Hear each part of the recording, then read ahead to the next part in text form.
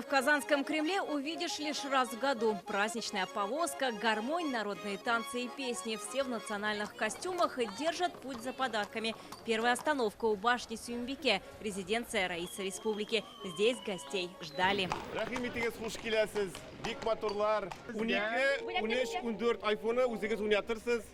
Tilak bilen kabul etip alırız, пожалуйста. От Рустама Миниханова смартфоны передал управляющий его делами Муслих Сиддиков. В благодарность за подарки троекратный рахмет и обязательно кружит в татарском танце. От мечети Кул-Шариф, от Казанского Кремля, от ресторанов и музеев вдоль маршрута разные гостинцы. Игрушки и подушки, ручной работы от Министерства юстиции, бытовая техника от мэрии. Вот в подарок даже велосипед.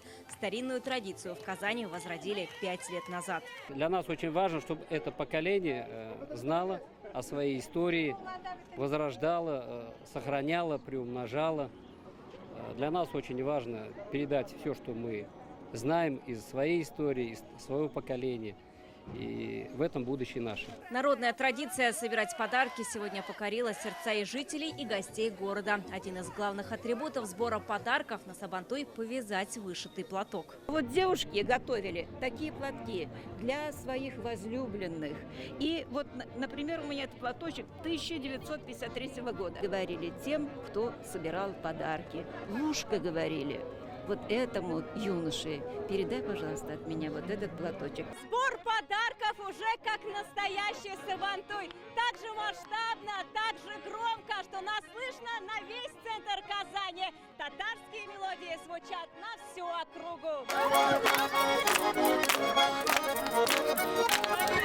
Праздничные повозки одновременно стартовали с 4 точек города. Около оперного театра подарки вручила вице-премьер Лейла Фазлеева. Она передала татарский колфак, тюбетейку и платок. И сама пришла в платье с национальным орнаментом и поздравлять вышла с маленькой девочкой, одетой в татарский костюм. Я пришла на сбор подарков с Сабантую не одна, а с Марией Романовной.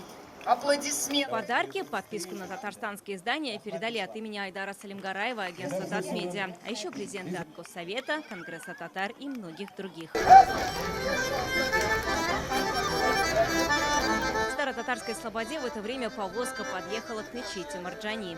Раньше по улице из каждого двора должны были что-то дать. Кто-то полотенце там казанское, кто-то тюбетейку, кто-то ручное свое изделие какое-то, кто что мог дать. Мы празднично одеты в традиционных своих костюмах. И очень приятно, что народ собрался и будем сейчас праздновать. Подарки дарят все желающие. К празднику присоединяются представители разных национальностей. Платок он подарила.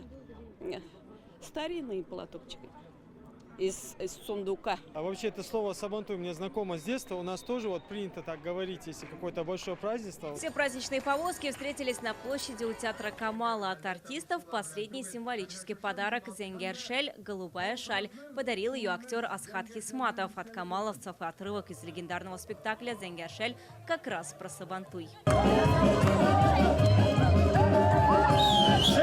Гостинцы собраны, можно идти на Сабантуй. Завтра их разыграют на 3 майданах. Вероника Гайнудинова, Алмаз Зиадинов, ТНВ, Казань.